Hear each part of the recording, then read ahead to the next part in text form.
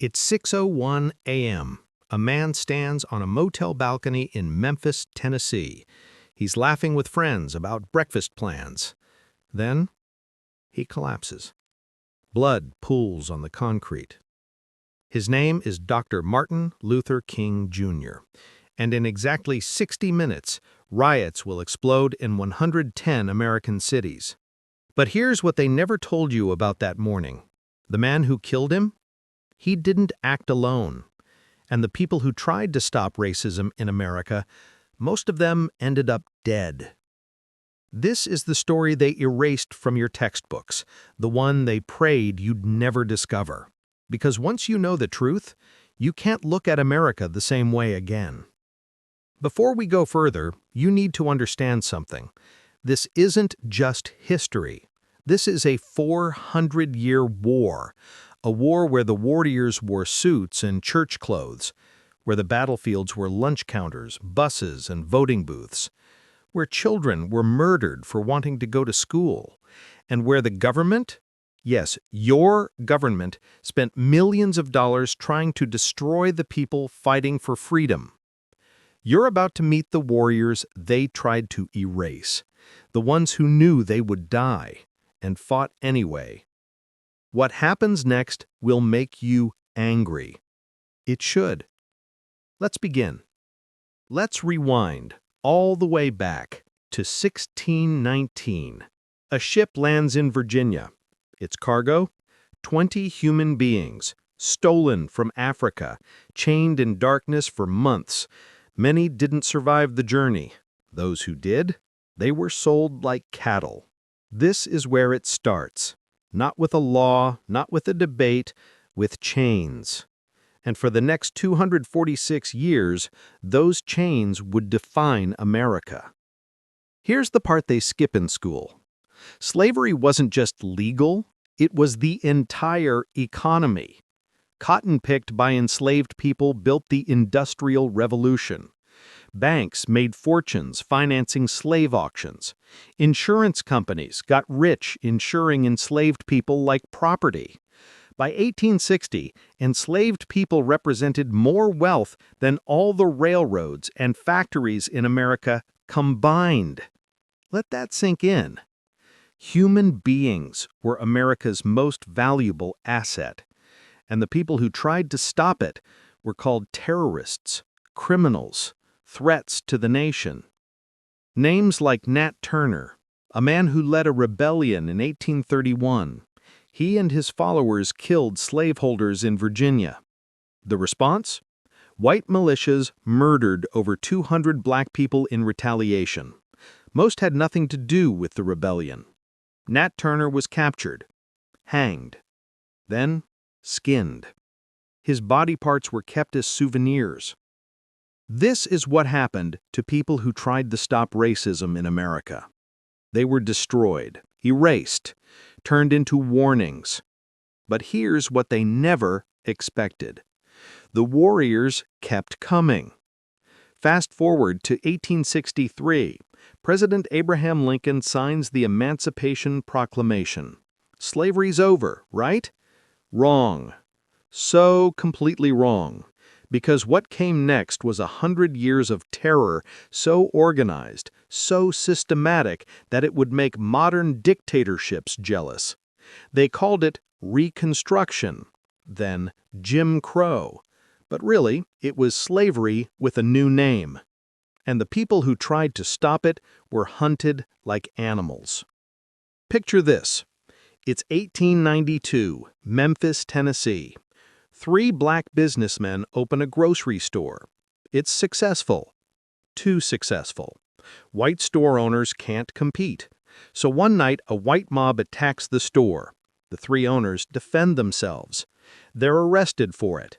Then, while in jail, a mob breaks in, drags them out, and lynches all 3 men. One of them was named Thomas Moss.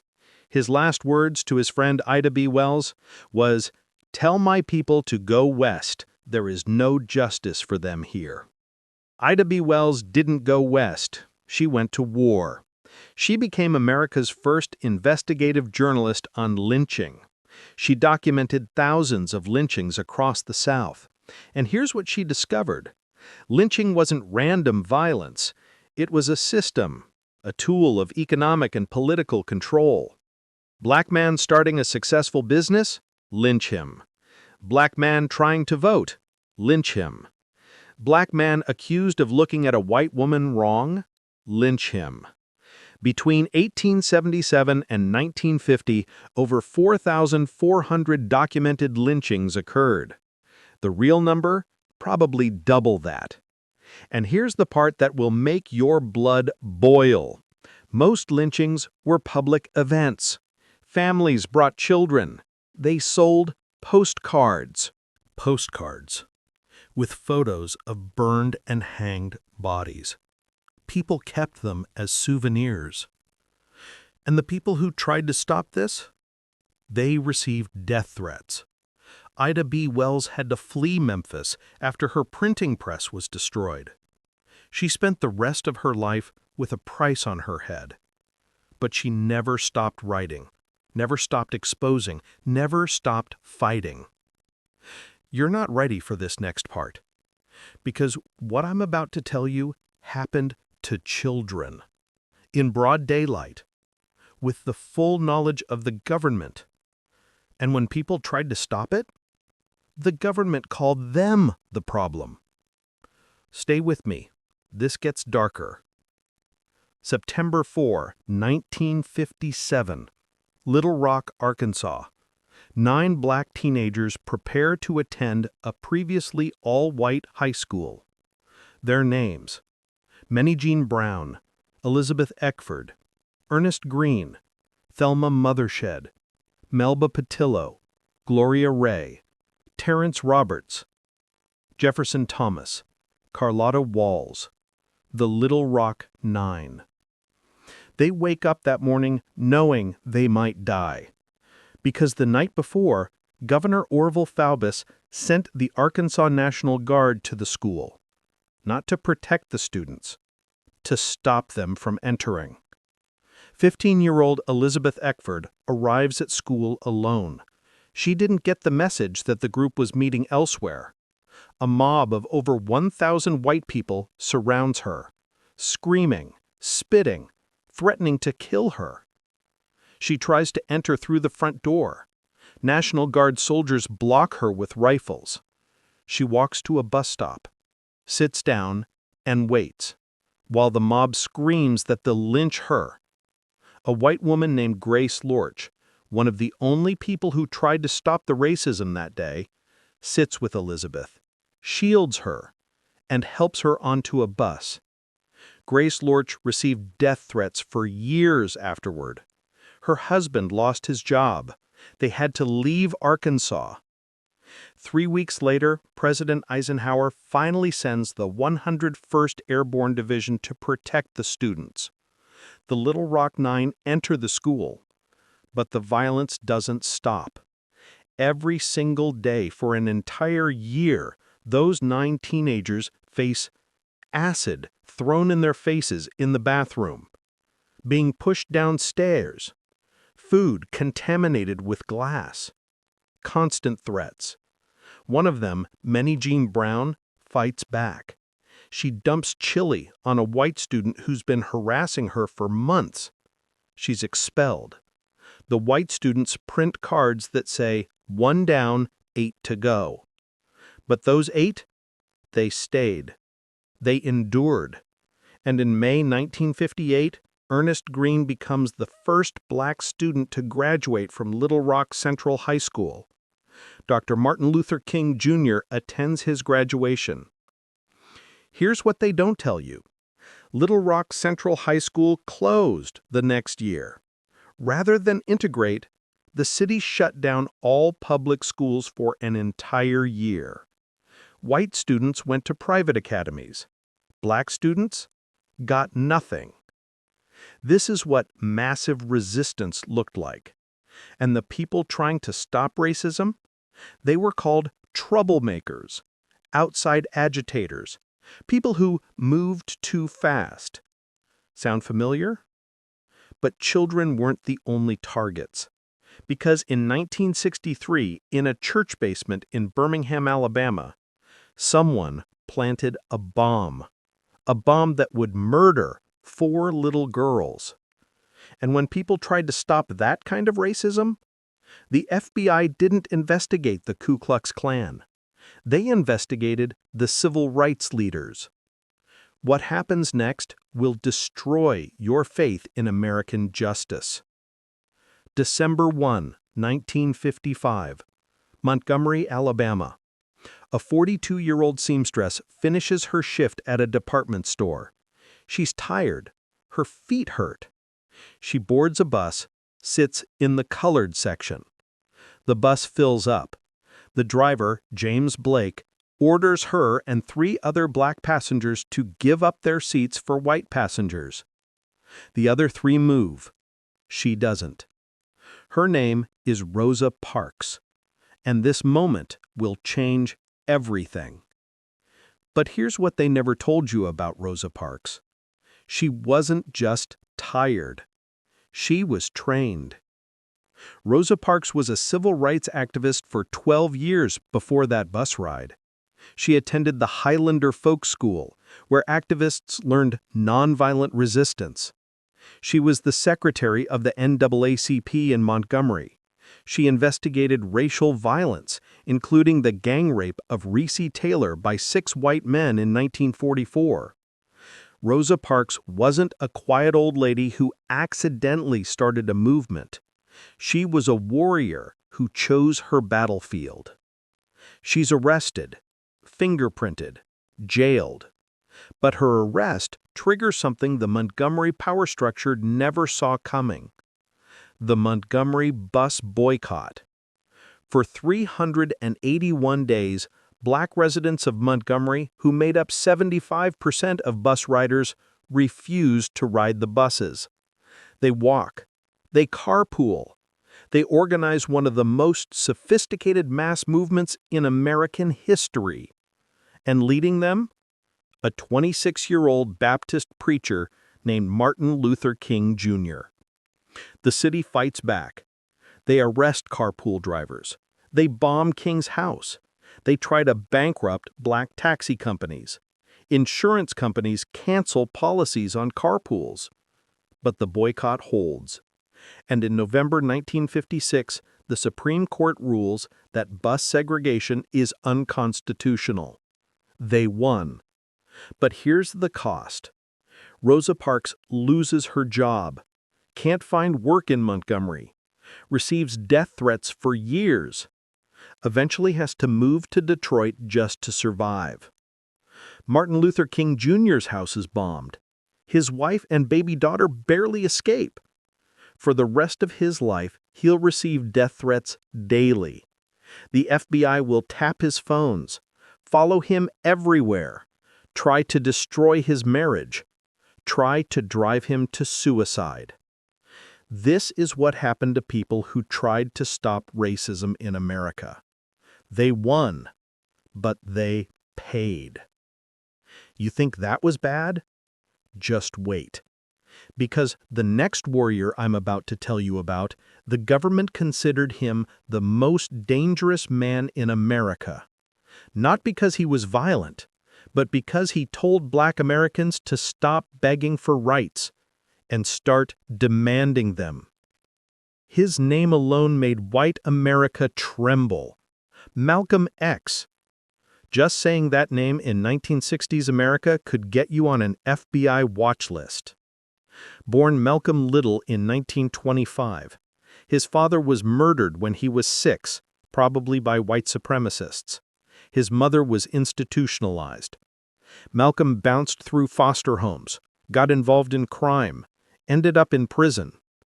And in that prison, he transforms, joins the Nation of Islam, becomes Malcolm X. And when he gets out, he becomes the voice that white America didn't want black America to hear. While Martin Luther King Jr. preaches nonviolence, Malcolm X says, "We didn't land on Plymouth Rock. Plymouth Rock landed on us." While King says, "Turn the other cheek," Malcolm says, We declare our right on this earth to be a human being, to be respected as a human being, to be given the rights of a human being in this society, on this earth, in this day which we intend to bring into existence by any means necessary. That last part, by any means necessary, terrified the FBI. They opened a file on him, tapped his phone, planted informants in his organization, tried to turn the Nation of Islam against him. And here's the part they erased from history. Malcolm X was changing.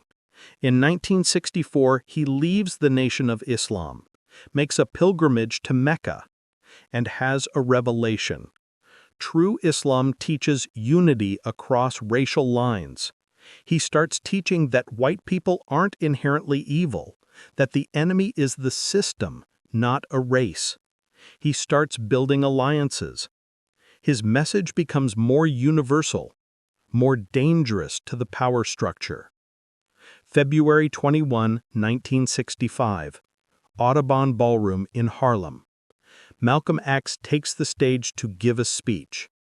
He says, "Assalamu alaikum, peace be upon you." 3 men rush the stage, open fire with a sawed-off shotgun and pistols. Malcolm is shot 21 times. He's pronounced dead at 3:30 p.m. He was 39 years old. His wife Betty and 4 daughters were in the audience. They watched him die. 3 men from the Nation of Islam are convicted of his murder. But here's what they didn't tell you. 2 of those men were innocent, exonerated in 2021, 56 years later, when evidence emerged that the FBI and NYPD withheld evidence proving they weren't there. The FBI had multiple undercover agents in Malcolm's security team. They knew about the threats on his life and did nothing. Some historians believe they wanted Malcolm dead. Malcolm X tried to stop racism by teaching Black Americans to love themselves, to stop begging for acceptance, to build their own power. And for that, he was murdered. 2 warriors down, but the movement didn't stop, because in the summer of 1964, hundreds of young people, Black and white, traveled to Mississippi for Freedom Summer. Their mission? Register Black voters. The response? Pure terror. And 3 of them wouldn't make it home alive. June 21, 1964. 3 young men drive through Neshoba County, Mississippi. James Chaney, 21, from Mississippi, Black. Andrew Goodman, 20, from New York, white, Jewish. Michael Schwerner, 24, from New York, white, Jewish. They're investigating the burning of a Black church. Deputy Sheriff Cecil Price pulls them over. Claims they were speeding. Arrests them. Takes them to jail in Philadelphia, Mississippi. They're held for hours. Then released after dark. They get in their car, start driving. Deputy Price follows them, along with a convoy of Ku Klux Klan members. They force the car off the road. The 3 young men are pulled from the vehicle. James Chaney is beaten savagely. Then all 3 are shot. Their bodies are buried in an earthen dam. For 44 days, the nation watches as the FBI searches for them. President Lyndon Johnson sends hundreds of agents. The Navy sends sailors to help search. The whole world is watching. On August 4, their bodies are found. The autopsy of James Chaney shows he was beaten so badly, every bone in his body was broken. He was the only Black member of the group. They made him suffer more. 19 men are arrested. But here's the part that will make you sick. Mississippi refuses to prosecute for murder. The federal government can only charge them with civil rights violations. Only 7 are convicted. The longest sentence? 6 years. Most serve less than 3. Deputy Sheriff Cecil Price, the man who arrested them and led them to their deaths, serves 4 years. Gets out, lives freely in Mississippi until he dies in 2001. James Chaney, Andrew Goodman, and Michael Schwerner tried to stop racism by registering people to vote. And they were executed for it. Still think America's come a long way?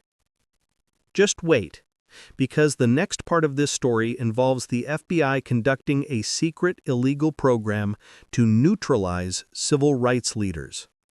They didn't just spy on them, they tried to destroy them psychologically, drive them to suicide. And in one case, they may have helped orchestrate a murder. This part was erased from every textbook. Until now. March 8, 1971.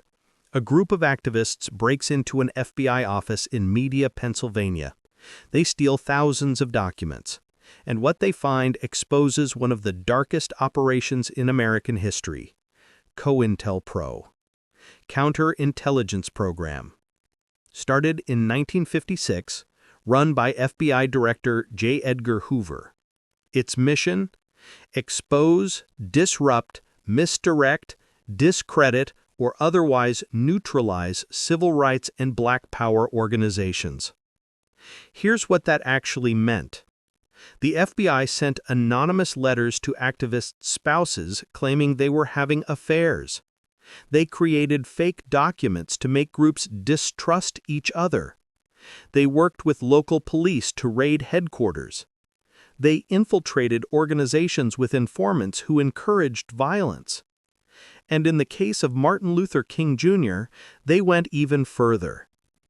The FBI tapped King's hotel rooms, recorded him in private moments, then sent him an anonymous letter with the tapes.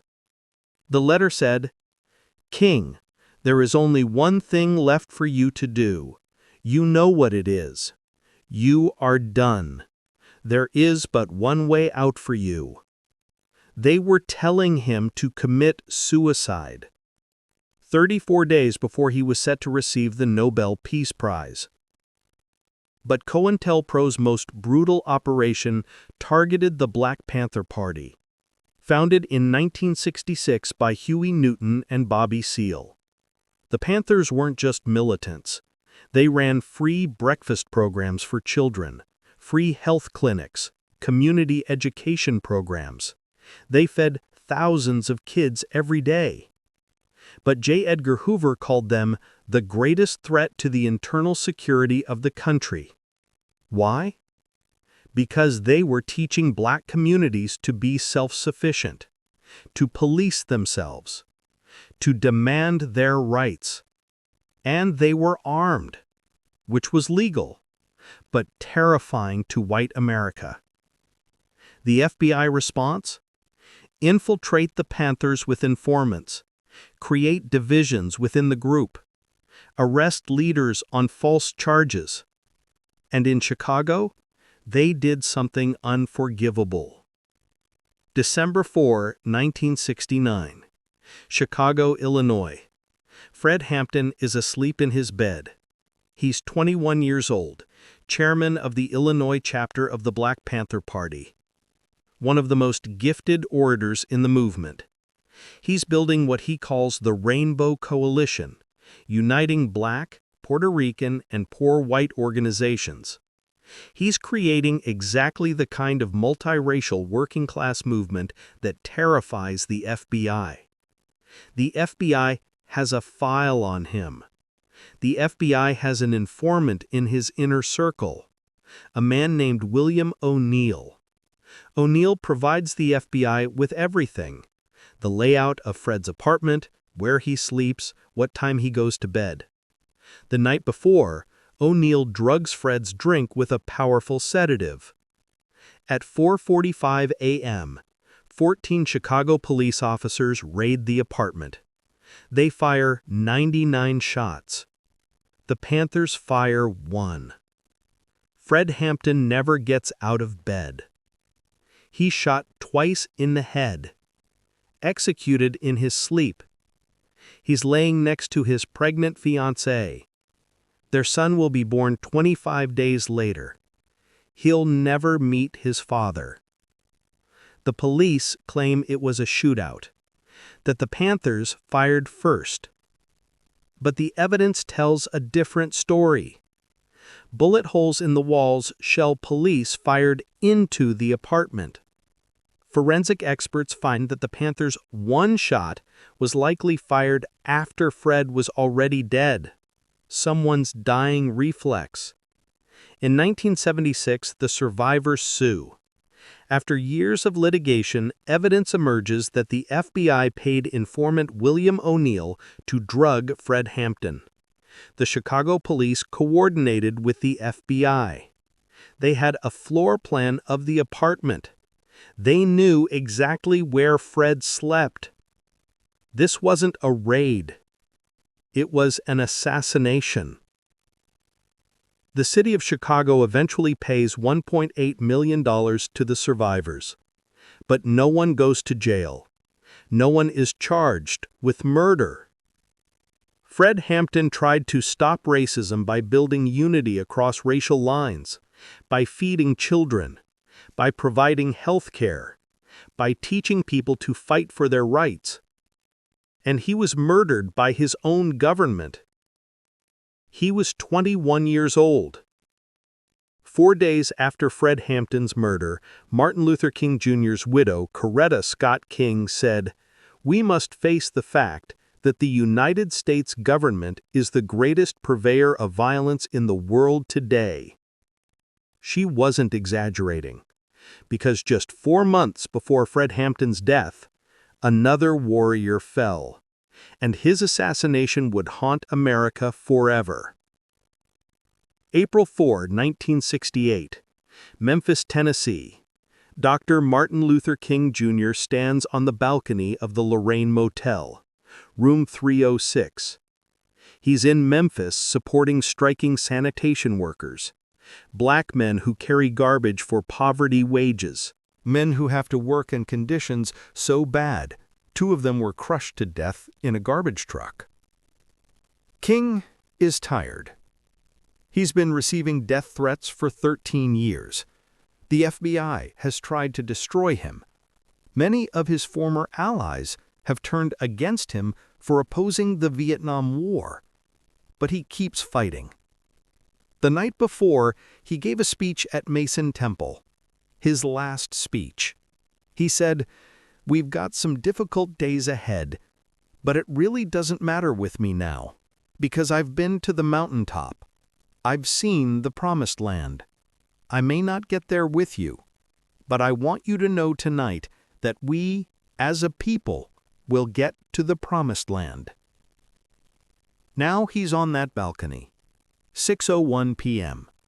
He's joking with musician Ben Branch about playing Precious Lord, Take My Hand at that night's event.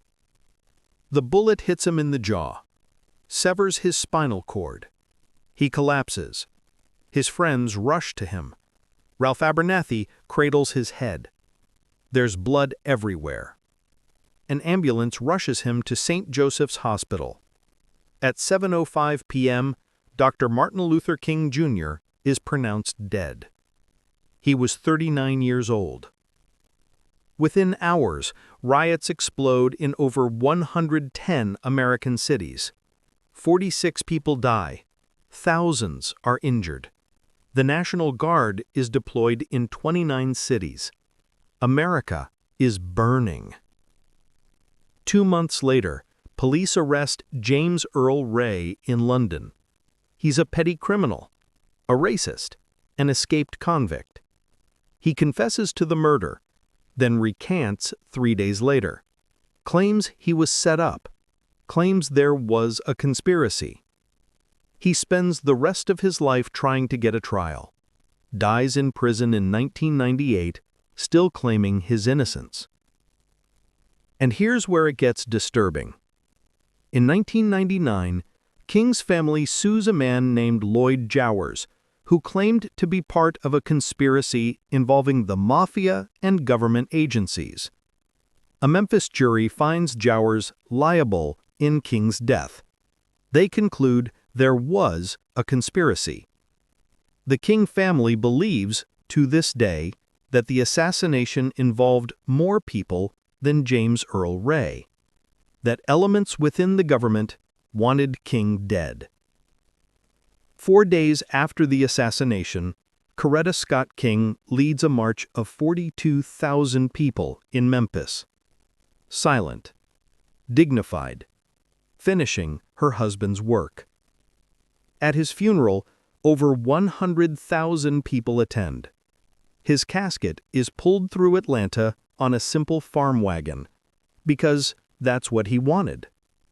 A symbol that he never forgot where he came from, or who he fought for. Dr. Martin Luther King Jr. tried to stop racism through love, through nonviolence, through appeal to America's conscience. And America killed him. You'd think the story ends there. You'd think after King's murder, after Fred Hampton, after Malcolm X, the fight would be over. But here's what they don't want you to know. The war didn't end. It just changed. And what replaced Jim Crow was even more insidious. Because you can't protest what you can't see. Let me give you some numbers. In 1970, there were about 200,000 people in American prisons. Today, over 2 million. The United States has 5% of the world's population, but 25% of the world's prisoners. Here's the question nobody wants to answer. What happened? The war on drugs happened. Started by Richard Nixon in 1971, but exploded under Ronald Reagan in the 1980s. Reagan's own domestic policy advisor John Ehrlichman later admitted, "We knew we couldn't make it illegal to be either against the war or black, but by getting the public to associate the hippies with marijuana and blacks with heroin, and then criminalizing both heavily, we could disrupt those communities.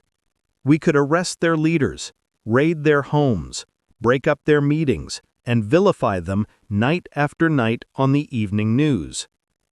Did we know we were lying about the drugs? Of course we did. Read that again. They knew they were lying. The war on drugs was never about drugs. It was about control. Crack cocaine appears in inner cities in the mid-1980s. Congress passes mandatory minimum sentences. 5 grams of crack cocaine used more by black Americans gets you 5 years, but it takes 500 grams of powder cocaine used more by white Americans to get the same sentence. 1 to 100 disparity. By design. Police flood black neighborhoods, stop and frisk, arrest thousands for minor drug possession. Once you have a felony, you can't vote, can't get public housing, can't get student loans, can't get most jobs. You're locked out of society. Activist and scholar Michelle Alexander calls it the new Jim Crow. Because it does exactly what Jim Crow did. Creates a permanent underclass, strips voting rights, segregates communities, denies opportunity. But here's the genius of it. It's colorblind on paper. You can't point to a law that says discriminate against black people. But the result? 1 in 3 black men will go to prison in their lifetime. In some cities, over half of young black men are in the criminal justice system, either in jail, on probation, or on parole. This is the system that replaced lynching, replaced segregation. Same goal, different method. And the people trying to stop it are called soft on crime, pro-criminal, anti-police. But the warriors didn't stop coming. August 9th, 2014. Ferguson, Missouri. Michael Brown, an 18-year-old black teenager, is shot and killed by police officer Darwin Wilson. His body lies in the street for 4 hours. The protests that follow give birth to Black Lives Matter, founded by 3 black women: Alicia Garza, Patrisse Cullors, and Opal Tometi. They're called terrorists, told they're overreacting, told that racism is over. July 17, 2014. Eric Garner is killed by NYPD officers using an illegal chokehold. His last words, repeated 11 times, "I can't breathe." March 13, 2020. Breonna Taylor is shot and killed in her own apartment by Louisville police executing a no-knock warrant. They were at the wrong address. She was asleep. May 25, 2020. George Floyd is murdered by Minneapolis police officer Derek Chauvin.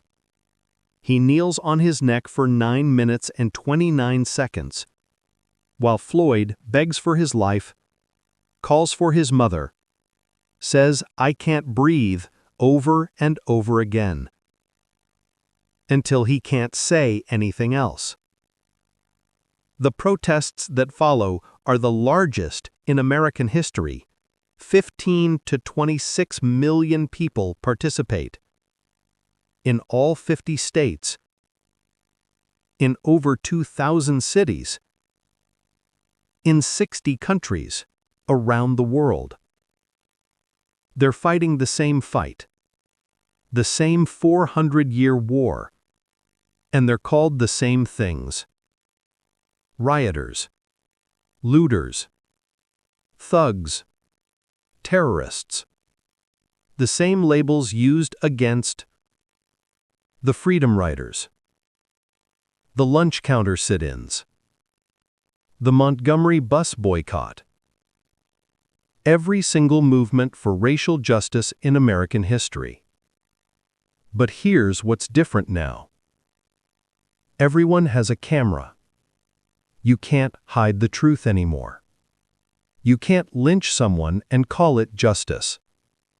You can't murder someone on camera and claim they were a threat.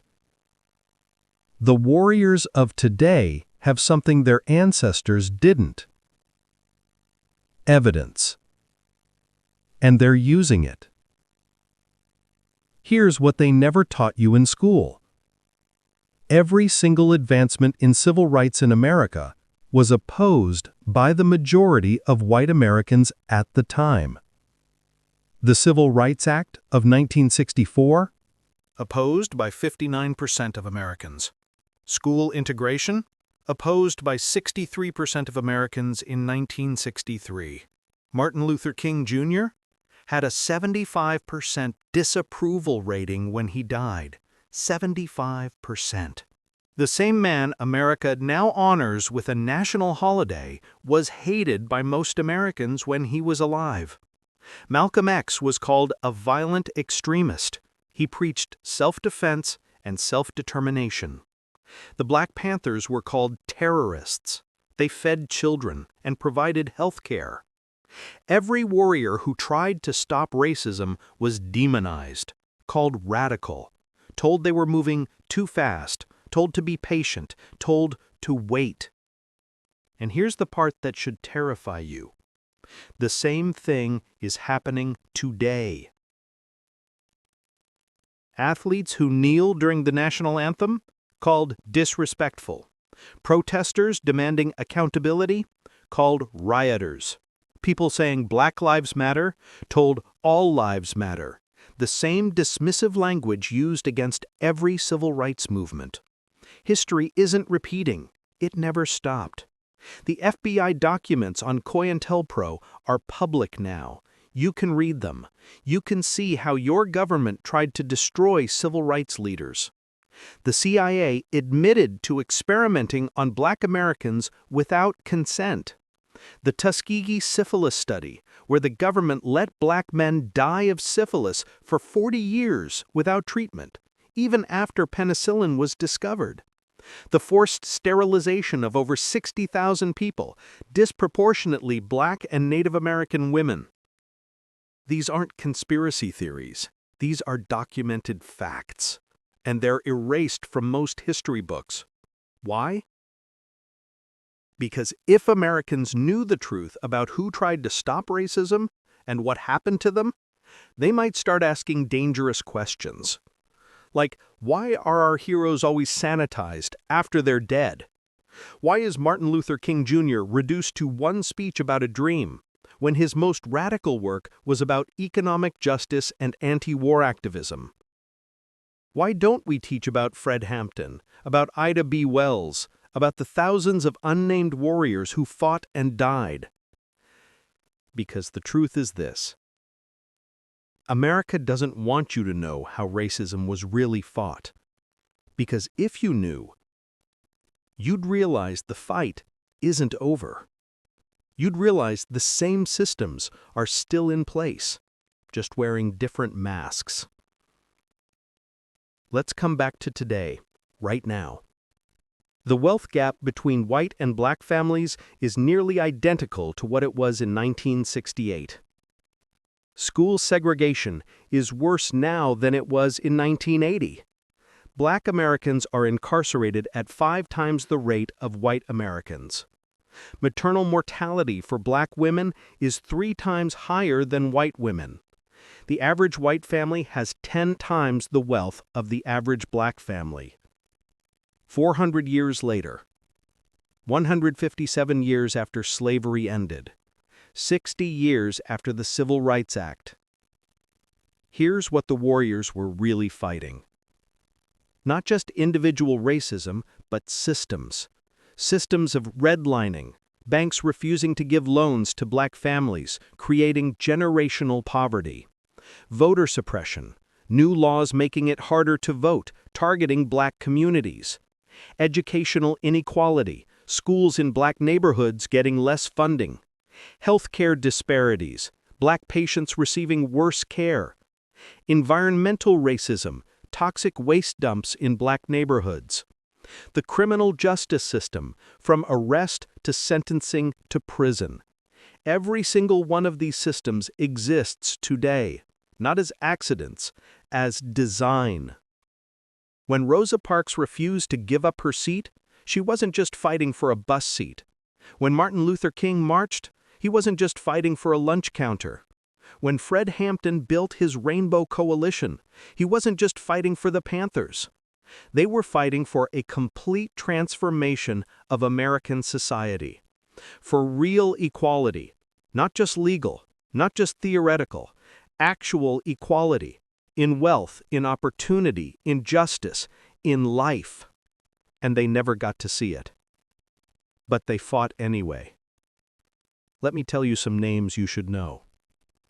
Medgar Evers, NAACP organizer, murdered in his driveway in 1963. Viola Liuzzo, white civil rights activist, murdered by the KKK in 1965. Vernon Dahmer, Mississippi civil rights leader, burned alive in his home in 1966. Harry T. Moore, NAACP organizer, he and his wife murdered by a bomb on Christmas 1951. Emmett Till, 14-year-old boy, lynched in 1955 for allegedly whistling at a white woman. The Birmingham Four, Addie Mae Collins, Cynthia Wesley, Carol Robertson, Denise McNair, murdered by a church bombing in 1963, ages 11 to 14. George Junius Stinney, executed by electric chair in 1944. He was 14 years old, 5'1" tall, 90 pounds. Exonerated 70 years later. Claudette Colvin refused to give up her bus seat, 9 months before Rosa Parks. She was 15, written out of history because she was a pregnant teenager. Fannie Lou Hamer, beaten nearly to death for trying to register to vote, kept fighting anyway. Bayard Rustin organized the March on Washington, erased from history because he was gay. These are just a few. There are thousands more. People who fought, who sacrificed, who died. And most Americans don't know their names. This is the cost of trying to stop racism in America. So let me ask you something. What are you going to do with this information? Because that's the question the warriors faced. Every single one of them had a choice. Stay silent, stay safe, or fight. Rosa Parks chose to fight. She lost her job. Martin Luther King Jr. chose to fight. He was murdered. Malcolm X chose to fight. He was murdered. Fred Hampton chose to fight. He was murdered in his sleep. The Little Rock Nine chose to fight. They were terrorized every day for a year. James Chaney, Andrew Goodman, and Michael Schwerner chose to fight. They were executed and buried in a dam. They all knew the cost, and they fought anyway. Not because they thought they'd win in their lifetime, but because they knew someone had to. Because they understood that freedom isn't given, it's taken. Inch by inch, generation by generation, with blood and tears and sacrifice. The fight against racism in America isn't a chapter in a history book. It's a war that's been raging for 400 years, and it's not over. Not while the systems remain. Not while the wealth gap exists. Not while schools are segregated. Not while prisons overflow. Not while black parents have to teach their children how to survive police encounters. The warriors tried to stop racism. Many died trying. But they passed the torch to the Freedom Riders, to the lunch counter protesters, to the Black Panthers, to Black Lives Matter, to everyone who refuses injustice. Now that torch is in your hands. You know the truth now. You know what they tried to erase. You know the names they tried to bury. You know the systems that still exist. The question is, what will you do about it? Will you stay silent? Will you pretend you didn't see? Will you say, that was a long time ago, and turn away? Or will you fight? Not necessarily with marches and protests, though those matter, but in your daily life, in your conversations, in your choices, in what you teach your children, in what you refuse to tolerate, in what you build. The warriors who tried to stop racism didn't succeed, not completely. But they moved the line, they pushed the boulder up the hill, knowing they might not reach the top, but knowing that someone behind them could push it further. That's the legacy. That's the truth they tried to bury. America was built on racism. But it doesn't have to stay that way. The fight isn't over. It's your turn now. The question isn't whether racism can be stopped. The question is, will you be among those who tried?